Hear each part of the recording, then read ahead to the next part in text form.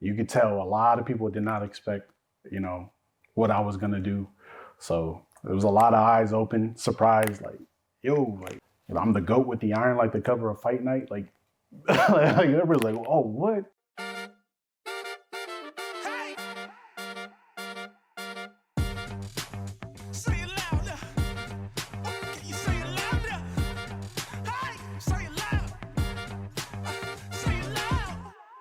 So I've been doing it for a long time. I've opened up for a lot of people. And then, so I opened up for Nipsey a few times. So getting to meet him backstage, pretty much everybody who was coming up at the time. So I guess just reaching out to him, like, yo, how do I do this? Like I just rap and put my stuff up on YouTube and SoundCloud. Pretty much him just giving me game was just like sticking to it. You'll find an audience. You'll learn how to cater to that audience. Pretty much putting it into perspective of not everybody's gonna like what you're doing. He was like, but they will. He's like, once, everybody starts falling in line. So I think that was like one of my favorite stories was getting to meet him, opening up for like Dom, Kennedy, Ty Dolla $ign like a few times. So yeah, it's like, just getting to chop it up with them. I think one of the myths that I've come across is like everybody thinks like once you get signed to, you get like $1 million and stuff. They don't understand that stuff's a loan. Like you're expected to pay that back and then some.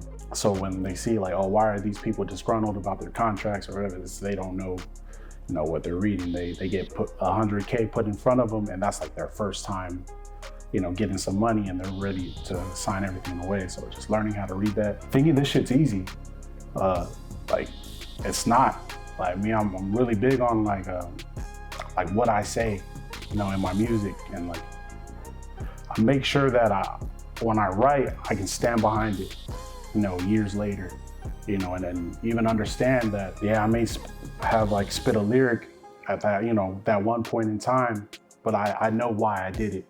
I understand what I was going through. Yeah, and even then, when I realized that, my perspective may have changed, I can address that through music.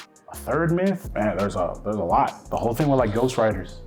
Like everybody thinks everybody has a ghostwriter. And I was like, I can say, I don't. Like I don't, I know I don't. But I got been in the studio where like people have, hey, try saying it like this, or like I'm all for that. Like I've been in the studio with like Gas, where one of my most popular songs, like for example, is Downhill. And I came in, doing the hook a completely different way. And Gas was being like, what are you doing? Nah, like this, take it up.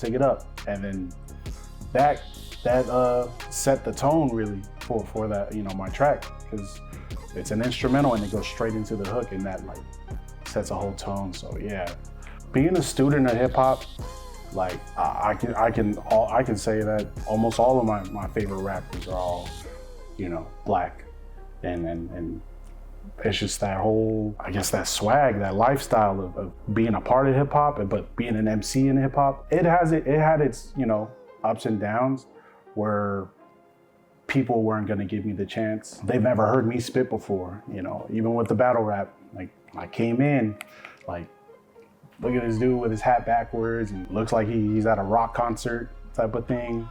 But then the second I spit that first bar, everyone was like, hey, yo, like just looking at the crowd like, yeah, no, I do this.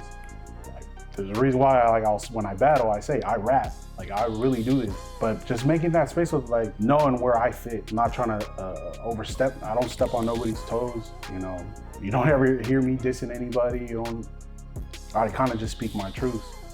And I think a lot of people respected that. I always get the, oh, you should make a song like this, make a song good, but when I make songs like how I want to, that's what gets people engaged. It's making what I consider good music. It's being authentic, yeah. Not at all, because if I'm being honest, I don't make music for anybody else but me. Like I make music because I feel a certain way, not because you feel a certain way. I only make music, it was, I had a lot of troubles growing up, and music was the way to cope. And yeah, that's 20 years ago when I first said, like, I'm gonna do this. And I stuck with it. You know, my content has changed. It wasn't always positive and happy, but like, I look at the way life happened, you know, I'm still here. You know, I'm older than my older brother, like, who passed away so young, and I'm older than him, like, in a way, like I'm still here. So I'm gonna use my platform to tell his story, tell my story, tell how we grew up, and hopefully that makes an impact for everyone.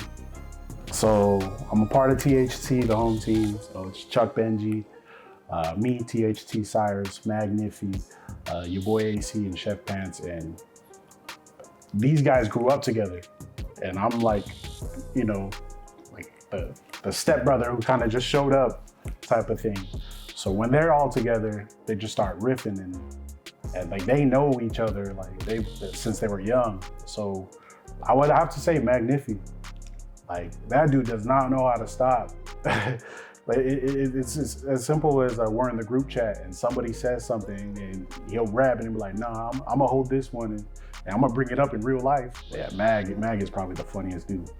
Oh man, so if you watch that battle with Bonet, the first line, when I hit him with the hairline fracture was cracking bone, and immediately Miles went. And then once I said that, and they were like, whoa, I was like, oh, it's coming. Like Keith Smooth, he did it too. Like once I said my second bar, which is old school Samoan taps, I came to tap in Bone, and immediately he did it. And then he looked around and was like, are you tripping? And then I remember when I kept going, and in my head, I'm laughing because I'm like, dang, like no disrespect to anybody else, but it was like, oh, this is easy. Like this is real easy. Like just because all I do is punchline. I don't do anything else. I just punchline, and I know people are up for it. Even when I ended it and I did the I'm all gassed up, and then Tiana, like, if you look at the back of the camera, she just starts jumping, like, and I look over and I see Medusa in the corner, and she's like, when everybody's like, run it back. And then when I hit him with that bar, the shoot out the crowd and zip up his whole hood like Bathe and Ape, and then I see Dame over there, like, immediately, like, yeah, there's like so many facial expressions, like in the battle, like you black out, like this, you're right there and then. So whenever I rewatch my battle, it's just to see everybody else's reaction. I just dying laughing. You could tell a lot of people did not expect, you know, what I was gonna do.